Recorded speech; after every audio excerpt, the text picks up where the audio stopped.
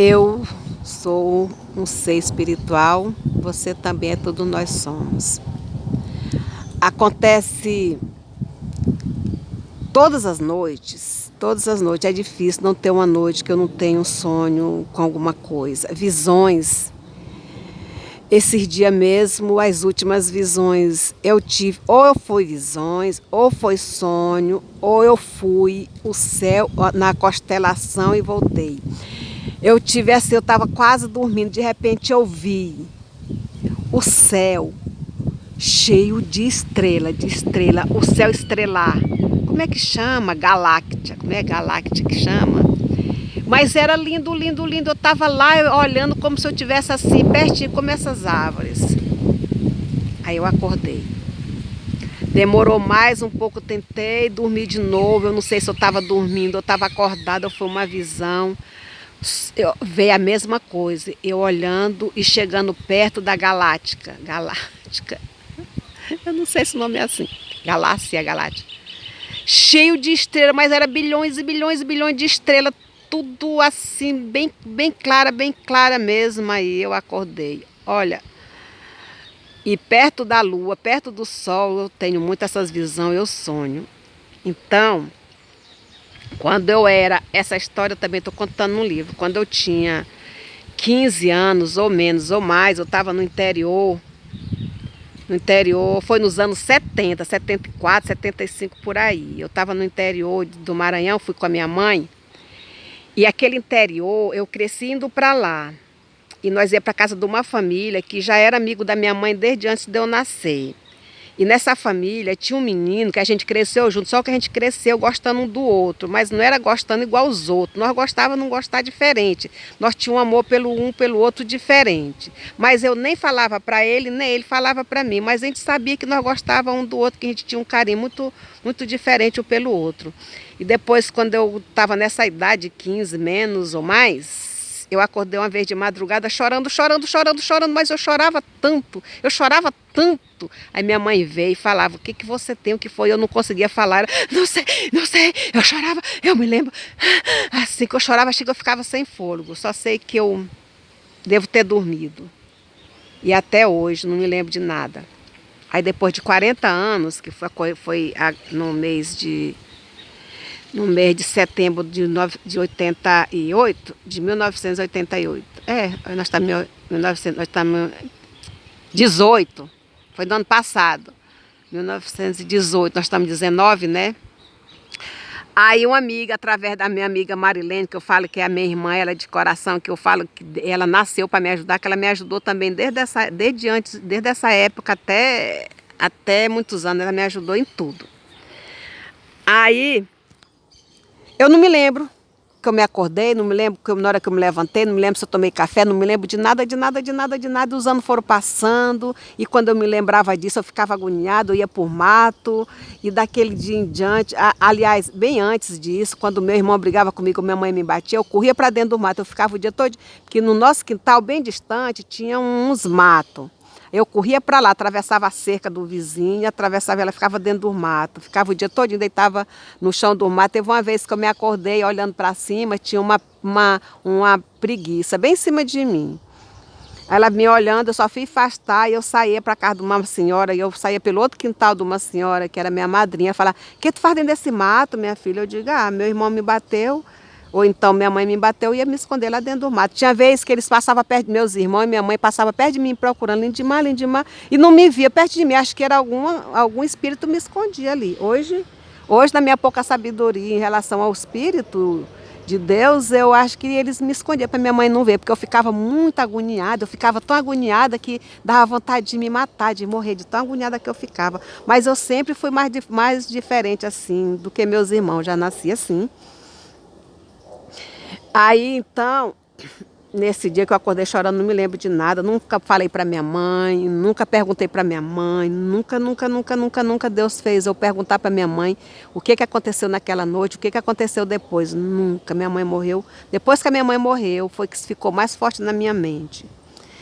Então, quando agora, no final dos anos 18, ai meu Deus do céu, nós estamos no ano 19, é 18 do ano passado, nós encontramos com essa amiga minha através do WhatsApp, que essa outra minha amiga me ajudou e ela era da época. Eu peguei para ela, perguntei. Eu até dessa minha amiga, a gente era muito, muito unida, muito unida. Tanto ela ficava lá em casa no Maranhão, lá em Santa Inês, que era a cidade, como eu na casa dela no interior quando eu ia. A gente era muito ligado uma na outra. Aí eu perguntava para ela, e eu só fui me lembrar dela agora, depois que a irmã dela foi na casa dessa minha amiga Marilene, que levou o telefone, que eu fui lembrar dela e perguntei por ela.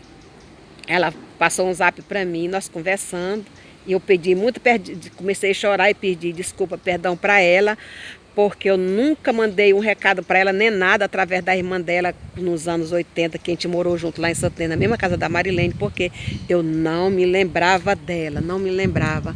Aí eu perguntei para ela se ela me lembrava da última vez que eu tinha ido lá no interior. Ela falou, eu lembro que tu veio aqui, nós tínhamos combinado um piquenique, porque nós gostávamos muito de fazer piquenique naquela época.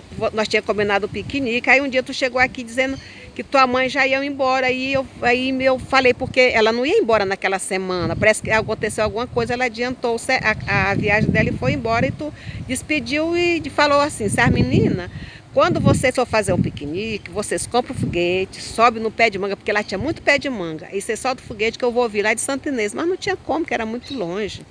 E ela me contou isso, eu falei, eu não me lembro disso, e comecei a chorar mais, eu não me lembro, não me lembro. Aí ela foi me falando as coisas, aconteceu isso, você me lembra? Eu digo, isso, para trás do choro eu me lembro, mas depois do choro eu não me lembro. Aí, devido a muitas coisas que acontecem comigo, e eu fui pesquisar o que aconteceu naquela época dos anos 80, porque eu achei muito estranho. Será que naquela época apareceu muitos ETs abduzindo gente? Eu tenho assim uma leve lembrança ou um pensamento, eu não sei, que talvez eu possa ter sido abduzida naquela noite. Quando eu voltei, acordei chorando. Pode ser mentira, pode ser verdade, mas é isso que vem na minha mente, porque eu não sei o que foi. Eu só sei que eu esqueci esse menino e nunca mais eu voltei nesse Centro Preto, nunca mais. Às vezes eu acho que também foi macumba, porque tinha uma macumbeira lá que não gostava da minha mãe. E essa história é muito comprida e eu estou contando ela no meu livro, que já está quase terminando, mas não tenho condição de publicar. Então é isso aí, pode ter sido abduzido, porque naquela época, é só vocês procurar aqui na internet, que apareceu muito lá no Maranhão, teve família lá em São Luís que foi abduzida, tem vídeo aqui no YouTube, é só procurar o vídeo no Maranhão, sobre abdução, no Maranhão, que vocês vão achar. Lá em Belém teve muito, na Amazônia teve muita abdução, todo lugar do Brasil, do planeta Terra, naquela época, dos anos 50 aos anos 80, teve muita abdução. Porque, quem sabe, através do Allan Kardec e o Chico Xavier, vocês podem ver livro aí ou vídeo que vocês vão ver que naquela época era para acontecer uma coisa... uma coisa muito grande, o fim do mundo, como se diz, né? Mas não, só teve aquela bomba, a bomba atômica de Hiroshima, né? Foi naquela época. Então foi naquela época que os ET vieram. Só que vai chegar logo um tempo que todos eles vão vir, porque essa terra são deles, gente. Os ETs, eu sou ET, você também é ET, porque são espírito extraterrestre, não é demônio. Se eles fossem demônio, e se eles fossem do mal, não existia mais ninguém, já tinha comido nós, já tinha carregado todo mundo dessa terra. Dá para entender? É só você ler. Antes de falar uma coisa assim, porque viu alguém falando, vai procurar livro, vai procurar vídeo que fala sobre isso. Tem gente aqui na internet que fala desde criança com seres espirituais. Minha mãe falava, só que ela não falava para ninguém. Por quê? Porque as pessoas não iam acreditar, como até hoje não acredita. Eu parei de comer carne, eu tô me santificando, eu tô me limpando minha alma, meu corpo, porque eu quero chegar a conversar cara a cara com os espíritos, com o meu anjo de guarda, entendeu? Eu vou fazer isso, porque tem gente que é assim, o Chico Xavier era assim, esqueci o nome, Allan Kardec era assim, falava diretamente com o Espírito de Jesus. E eles não falavam, tem livro que fala sobre isso. Isso é verdade, gente, é verdade. Isso eu vou contar direitinho no vídeo que eu vou falar sobre quais igrejas que são verdade.